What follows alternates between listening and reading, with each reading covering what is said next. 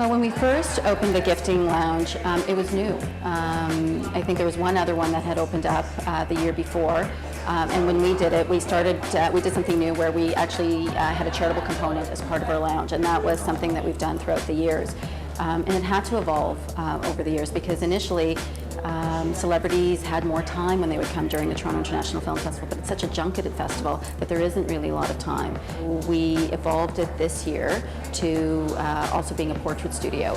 We came up with the portrait studio idea with Patrick DeMarchelier.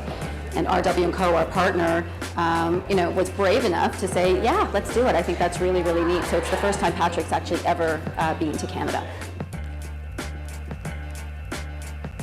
So with the It Lounge, we did it for 6 years the way we did it.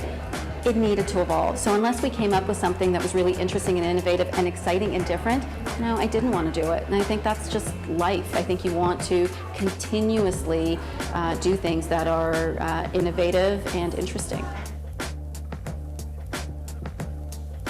I think you want to ensure that whatever you're doing, it's authentic, and that you're also keeping in mind what the landscape is, because you have this festival that's going on, but you also need to understand the needs of the publicists and the needs of the celebrities. They're here for a very short period of time, and it's one of the reasons we came up with the idea of having a portrait studio, because publicists do want their talent shot by Patrick or by Caitlin, so it makes sense for them. You need to not just always think about your own brand and their needs, but you need to be thinking about what's the landscape, and is there an authentic way to actually integrate ourselves in that landscape and actually achieve maximum results by doing it.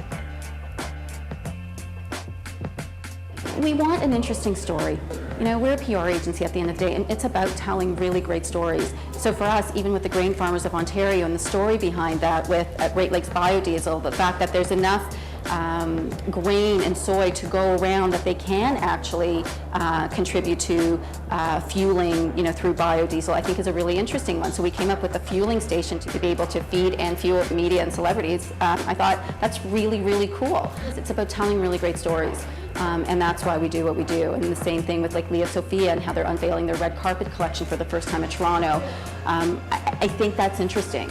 And that's what it has to be about, because we actually have fewer partners this year, and that was intentional, because we really did curate specifically the collection, the selection of brands and sponsors that we put together. But RW&Co, the fact that they're this fashion premier partner, Canadian, where we can actually, yes, celebrities will be wearing RW&Co, but what I love about it as well is that it's accessible to the everyday person as well. They can go into the stores, they can go online, and they can actually purchase RW. That's what it has to be about. It can't just be about something that's so aspirational that nobody else can achieve or get. I think you have to have the balance.